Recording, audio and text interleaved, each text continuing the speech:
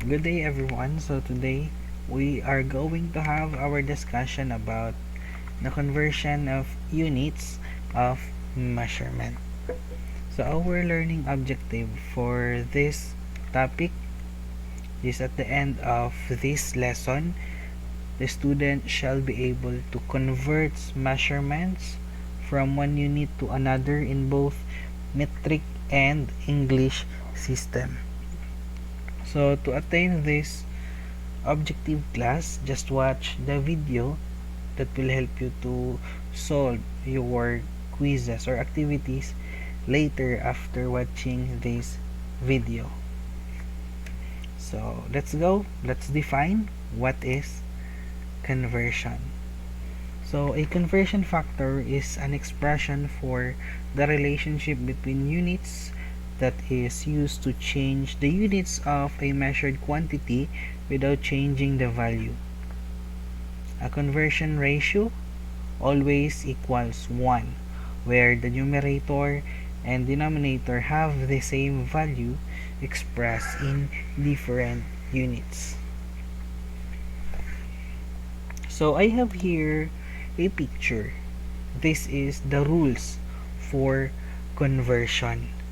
Sige, if andito na kayo sa part na to, just pause the video and please take a picture of it because it will serve as your guide in converting one unit to another unit. Again, please take a picture because this will serve as your guide in converting one unit to another unit.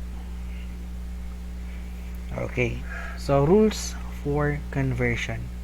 So if the given is larger unit to smaller unit, or if you are going to ask to convert larger unit to smaller unit, you are just going to move the decimal point of the given number to be converted k places to the right. K means how many places you are going to move, where the value of k is the number of arrows from the larger unit to the smaller unit in the diagram. So just look at this one. If the given is from the larger unit to smaller unit, you are going to move the decimal point to the right and stop kung ano yung desired na unit or ending na unit yung gusto nyo or hinihingi na conversion. So itong rules for conversion na to, it will help you to convert the length, the weight, or the volume or capacity of the measurement. And the other one naman, if the given or if you are asked to measure smaller unit to larger unit, you will use this one. So you are going to move decimal point of the given number to the converted k places to the left, where the value of k is the number of arrows from the smaller unit to the larger unit in the diagram. So kasalungat naman nung una, so if the given unit is a smaller unit, then you are asked to convert it to a larger unit. So you are going to move the decimal point to the left, and you will stop if kung ano yung hinihingi na unit or ano yung desired unit na gusto mong i-convert. So later on, you will know on how we are going to apply these rules for conversion in converting one unit to another unit. So let's move on to the next slide. Okay, so these are the steps in conversion. The first step, you are going to identify the unit you are starting with. Again, identify the unit you are starting with. Of course, we need to identify first kung ano yung unit na i-convert natin. And the second step, identify the unit you want to end with. Of course, you need to identify kung ano yung unit na or saan papunta yung i-convert, no? Anong unit yan? Then for the third step, you are going to find the conversion factors that will change the starting unit to the ending unit. And the fourth step, set up the mathematical expression so that all units except the units you want to end will cancel out. So, itong step number 4 is applicable sa ating pangalawang way in converting a measurement. So, sa unang or dito sa unang gagawin natin, hindi pa natin makikita tong si step number 4. Because again, step number 4 will be used in dimensional analysis na way in converting one unit to another unit. So, let's go with our example. So, example number 1. Convert each to the indicate. Again, convert each to the indicated unit. So, the given is 45 HM to DM. Again, 45 hectometers to decimeters. So, if you are going to look for the given, so for step number 1, we need to identify the unit you are starting with. So, the starting unit is 45 hectometers. Then, our second step, identify the unit you want to end with. So, we are going to convert HM to DM. So, of course, by the use of our rules for conversion, so babalik tayo dito. Since the given is HM, we are going to count how many decimal place na ang i-move natin papunta sa decimeter. So, let's count. So, from HM to DM ha. So, it is 1, 2, 3. Again, 1, 2, 3. So, there are 3 places from HM to DM.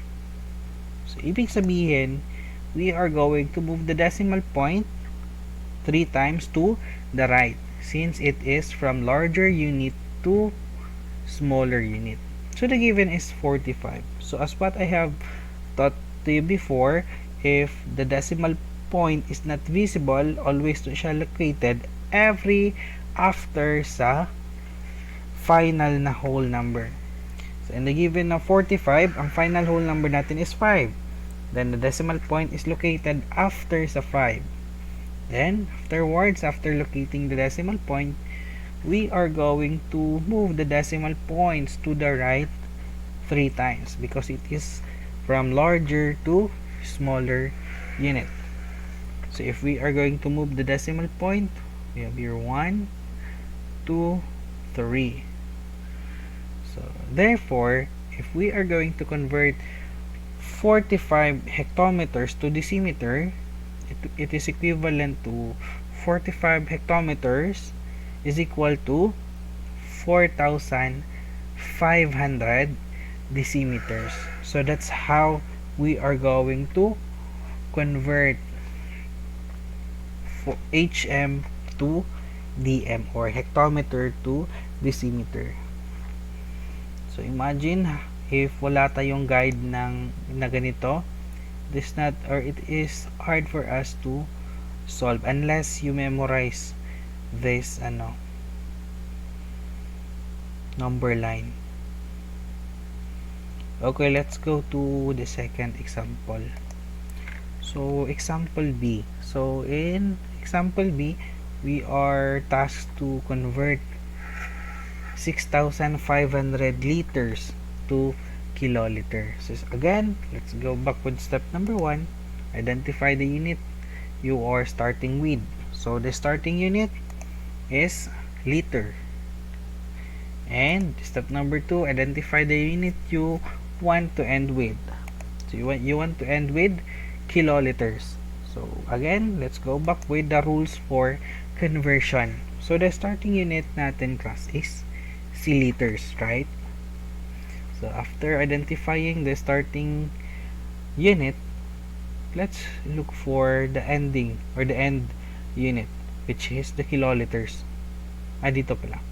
From liters to kiloliters. Since the given is from a smaller unit, because liter is smaller than kiloliter. So again, dito tayo na belong. So from smaller unit to larger unit. So let's count how many places tayo mag-move from liter to kiloliter. So let's count. So we have here 1, 2, 3. So there are 3 places from liter to kiloliter. So let's apply this one in our example. Since the given is 6,500 and again decimal point is not visible, so it is understood that the decimal point is located after the last number, which is after the 0. So if we are going to move the decimal point 3 times to the left, because again it is from smaller to larger number, that's why we moved the decimal point to the left. So let's count, or let's move the decimal point 3 times to the left. So 1, 2, 3. So that's why the decimal point stop here between 6 and 5. So if we convert 6,500 liters to kiloliters, it is equivalent to 6.5 kiloliters rather. So if magtatanong kayo, sir, bakit di mo na in-include si 0? So we did not include 0 because 0 is not a significant number. So again, instead na ilalagay natin is 6.500, so mas prefer natin ilagay dito is 6.5 kiloliters. Again, 6,500 liters is equivalent to 6.5 kiloliters. So that's it for the rules for conversion using this way in conversion. Again, by the way, this is the easiest way in converting one unit to another unit. So let's go with another way in converting one unit to another unit. So one way to convert, or another way to convert one unit to another, is called the dimensional analysis. In this procedure, we use the unit fractions. So that's why in this topic sa measurement, I will allow you to use calculator. You are allowed to use calculator because we are going to deal with a larger number. And the following are the example of units fraction. So these are the conversion using fraction. So 1 foot is equivalent to 12 inches. 12 inches is equivalent to 1 foot. 1 yard is equivalent to 36 inches. 36 inches is equivalent to 1 yard. 1 yard is equivalent to 3 feet. And 3 feet is equivalent to 1 yard. And 1 mile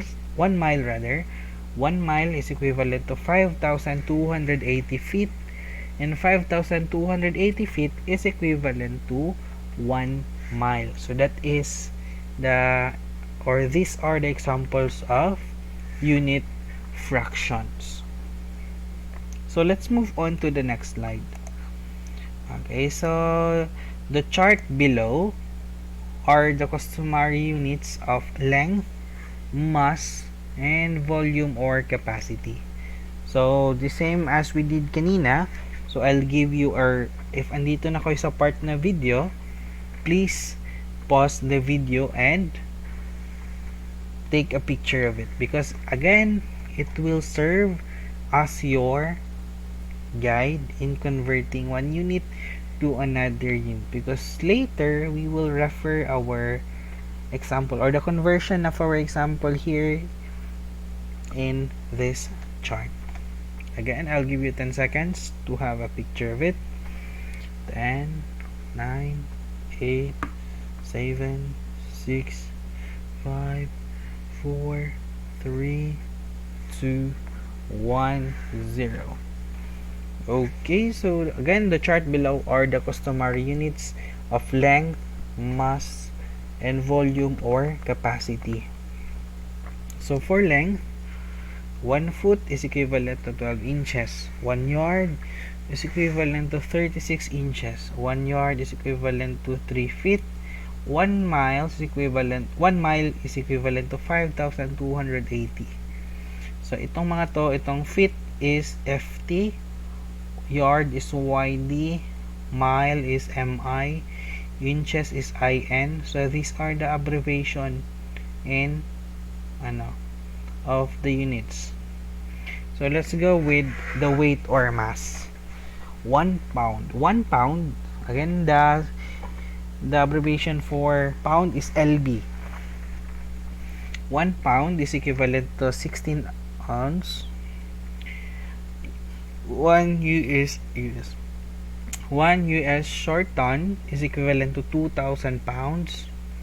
1 metric ton or 1,000 kilogram is equivalent to 2,200 pounds. Again, 1 metric ton or 1,000 kilogram is equivalent to 2,200 pounds. Then 1 kilogram is equivalent to 2.2 pounds. And let's go with the capacity. So in capacity, 1 cup is equivalent to 8 fluid ounces. Then 1 pint is equivalent to 2 cup.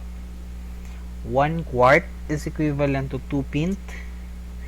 1 gallon is equivalent to 4 quarts. Then 1 liter is equivalent to 1.0567 quarts. And 1 gallon is equivalent to 3.79 liters. So I hope this will help you in converting English or one unit to another unit, both metric and English system. So tara, let's go with our example number 2. So for example number 2 class, convert each to the indicated unit. So let's start with the first one, or letter A. We have here 1,000 or 190 pounds to kilogram. So we are going to convert 190 pounds to kilogram.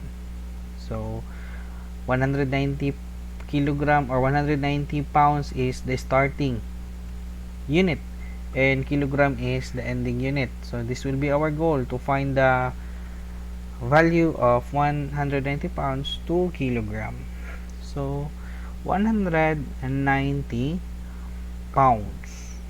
So after that, you are going to find the conversion of 1 kilogram to pound. So let's go back with the chart. So 1 kilogram is equivalent to 2.2 pounds. So that's why we have here 1,000 kg, 1 kg or 1 kilogram over 2.2 pounds. Then afterwards, we are going to cancel out the units or the same units, which is the pounds. So let's multiply 190 times 1 kilogram, that is equivalent to 190 kilograms. And since wala tayong mamumultiply sa 2.2, so 2.2 is copy lang siya. Then after nito, we are going to divide 190 kilograms by 2.2. So if we divide 190 kilograms by 2.2, it will result 86.36 kilograms. So therefore, the value of 190 pounds is equivalent to 86.36 kilogram. Again, so to convert 190 pounds to kilogram, kilogram should appear in the numerator and pounds in the denominator. So ito yung ibig sabihin nila. Kilogram should appear in the numerator, ito. Then the pounds is in the denominator. Ito yung ginawa natin, and use the unit fraction as 1 kilogram over 2.2 pounds. So again, 190 pound is equivalent to 86.36 kilograms. So that is the conversion of pounds to kilograms. So let's go with or to the next example, or example B. So your task or our task is to convert 2 miles to inches. Medyo mahaba-haba to ha. Again, we are going to convert 2 miles to inches, or how many miles are there in 1 inches. So as you can see, the first unit or the starting unit natin is si miles, diba? So therefore, hahanapin natin ang conversion ni miles to inches. But in our chart, look, tingnan nyo to. Walang rectang walang rectang conversion ng miles to inches, 'di ba? Wala. So that's why we need to convert the mile first into feet, or the unit feet. Then after converting it to the feet, i-convert na natin siya into inches, because there is conversion of foot to inches, because 1 foot is equivalent to 12 inches. So let's go back to this. So again, the given is 2 miles, or their starting unit is 2 miles, and 2 miles is multiplied by the conversion of 1 mile to feet. So 1 mile is equivalent to 5,280 feet, right? So, na-attain naman natin ang hinahanap natin. Diba? Hindi pa. So, we need to multiply it again. Since sa feet pa man, so we need to convert it to inches. So, we need to look for the conversion of feet to inches. So, now, what is the conversion of foot to inches? Diba? In 1 foot, it is equivalent to 12 inches. So, that's why we put it here. Is 12 inches over 1 foot. So since nakita na natin ang ating ending unit, which is si inches, so that's the time that we are going to cancel out all the units na pwede nating i-cancel. So si miles, cancel na. Miles is cancel na. Si feet is cancel na. So si foot, cancel na. So the unit na natira is si inches na lang. So it will look like this. Multiply natin 2 times 5,280 times 12. So it will look like this. 2 times 5,280 times 12, that is equivalent to 1,026,720 inches. Then multiply din natin yung nasa denominator, that is 1 times 1. 1 times 1, that is equivalent to 1. Then if we are going to divide 126,720 inches divided by 1, that is equivalent to 126,720 inches. So therefore, the value of 2 miles in inches is 126,720. So that's how we convert miles to inches. So there are some cases, class, na di natin siya marerektang na convert. So we need to use this chart as our guide para mapalapit tayo, or para mas mapadali ang pag-convert natin. Halimbawa yung sa last example natin, from mile to inches. Di ba hindi man tayo makarekta ng convert from miles to inches, so pinadaan natin siya sa feet, since yung feet or yung foot at inches is my conversion man. So that is also the reason why we came up with the correct answer, which is this one, 126,720 inches. So I guess that's all for Now, I hope it will help this, or this will help you to answer your quiz in conversion of measurement from one unit to another unit. Again, goodbye.